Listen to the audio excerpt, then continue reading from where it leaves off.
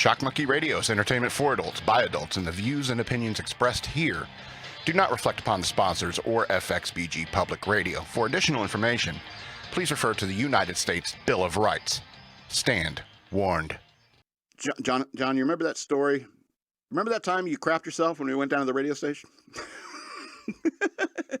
He's like, yeah. He's like, you mind if I tell that on my show? He's like, yeah, I don't care. What was it, like 25 years ago now? So why would you care?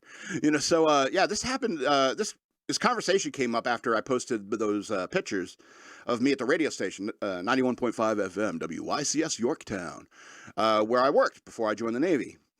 And it wasn't really working. It was like volunteering in exchange for learning how a radio station operates. And so every Tuesday and Thursday, I would drive down from here, Fredericksburg. I used to live in the area until, I had some issues with my car. I had to move back home up here.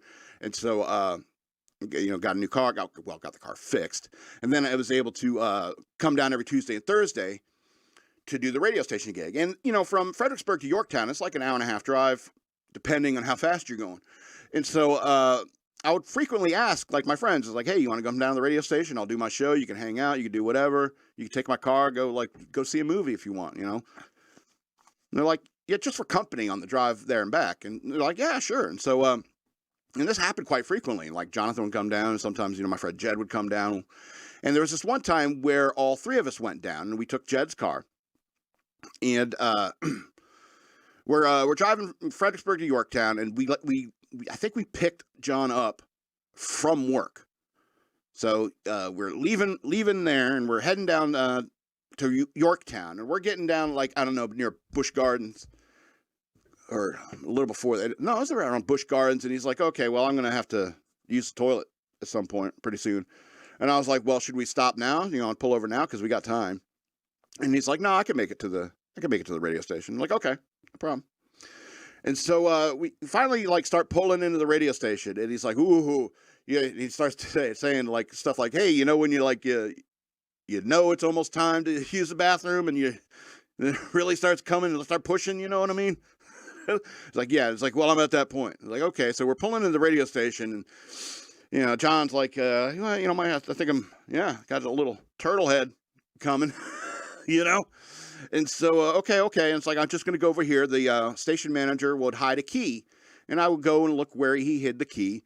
And I looked all over.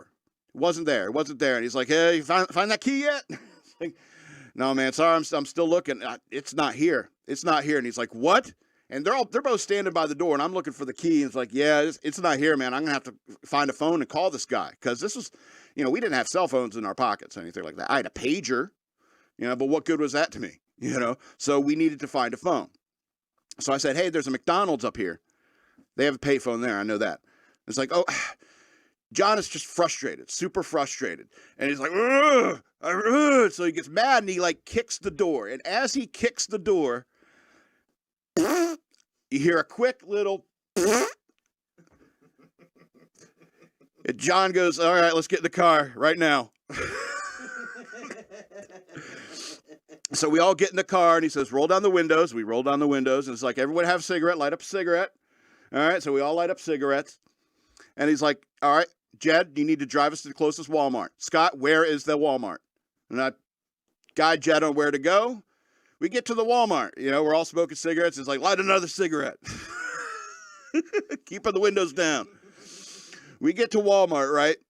And so Jonathan says, Jed, you go into the store, buy me some underwear and some sweatpants. Scott, you go and you call this guy and find out what the hell's the problem with this key. Like, okay. So I go to make a phone call. Jed goes and gets the underwear and the sweatpants. I call the guy. He says, oh, yeah, I forgot you're coming down tonight. That's my bad. I mean, I guess I could drive the hour in there to, and it's like, it's not like I'm telling him my friend shit his pants on the way down.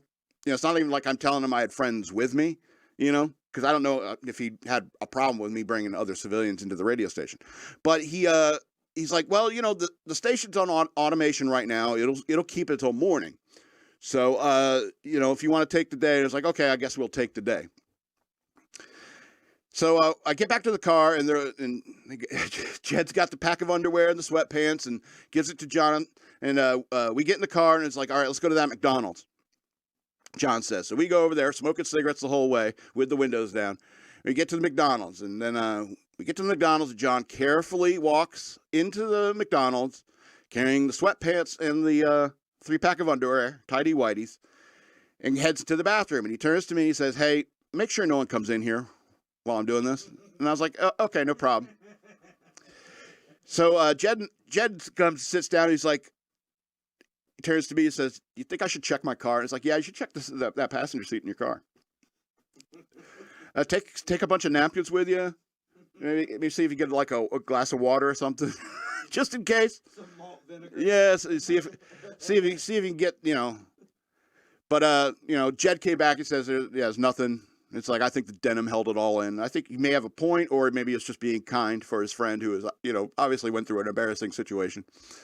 But while this was happening, while John was in the bathroom, like finishing up and cleaning up, as it were, a McDonald's employee starts heading towards the bathroom. And I'm like, he's an employee. Can I really stop him? So I didn't stop him. I see the door open, and there's John with this pair of blue sweatpants in his hand, looking at this guy coming in the bathroom, this McDonald's employee, and his eyes flick over to me, and then the door closes. And I'm like, oh, man.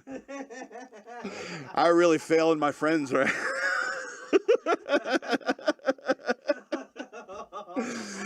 Anyway, John gets cleaned up and everything. He dumps his jeans and his old stuff in the trash, and he's got a brand new pair of tidy whities and 2 extra free pair of underwear.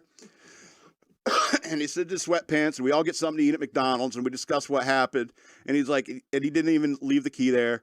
And he's like, and he's not coming down to get the key, so you're not doing your radio show. And it's like, no, and it's automated. It will wait till morning. He's like, son of a bitch. It's like, yeah, I'm sorry, bro. He says, well, we can't have come down here and me shit my pants for nothing. And I'm on your side, John. I really am. I'm on your side. And he says, let's go down to Virginia Beach and walk the strip. So we do. We drive all the way down to Virginia Beach. It's another like 30 minutes through the tunnel and everything, past Hampton. And so we get down to the strip. We start walking down the strip, and it's off season. And so like a bunch of stuff is closed. Yeah, it was like autumn. The season had just ended.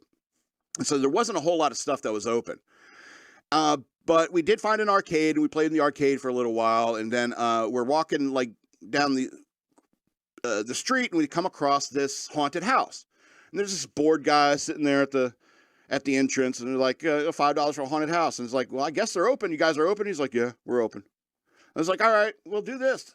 Haunted house. This is like $5 or $3 or whatever it was.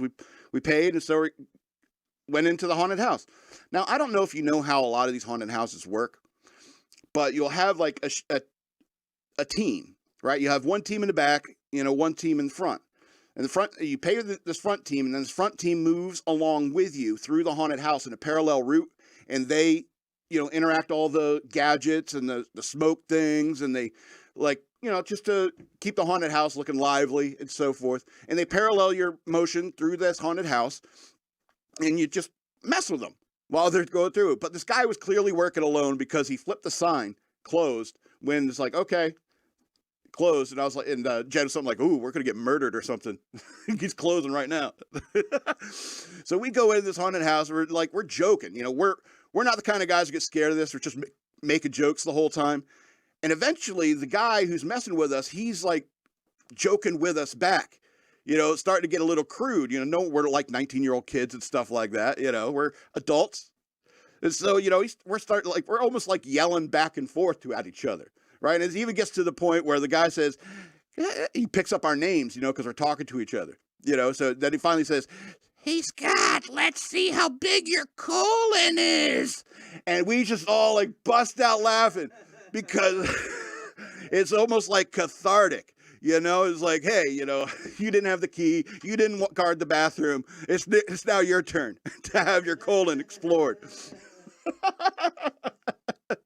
So we all had a great big guffaw about that. And that's the story of John shitting himself. And we went home. We had a fantastic story to tell for the rest of our lives.